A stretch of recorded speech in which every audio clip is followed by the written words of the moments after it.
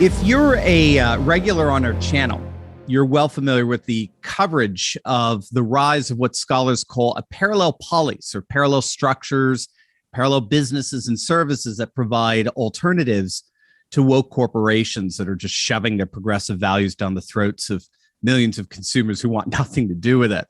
Well, no one has been on the front lines of the emergence of a parallel economy quite like our guest today, and that's Andrew Torba. Many of you, of course, know Andrew already. He's the founder and CEO of the free speech social media platform Gab, which many of you are already on. And if you're not, you should be. We have a channel there as well. Make sure you subscribe to that.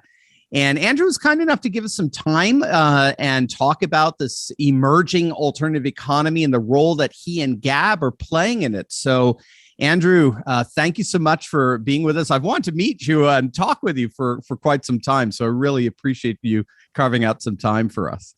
Yeah, it's a pleasure to be here, and I thank you for taking your time as well to chat and let me share our story.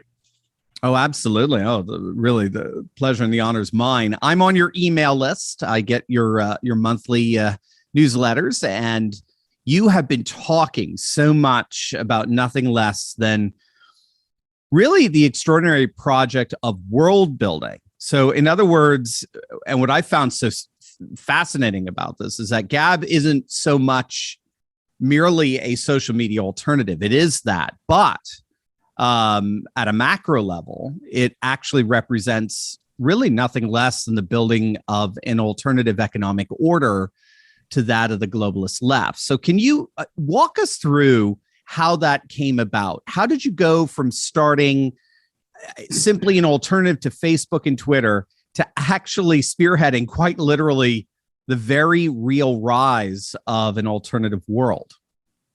Yeah, so our journey started about 5.5 years ago when I was living and working in Silicon Valley, and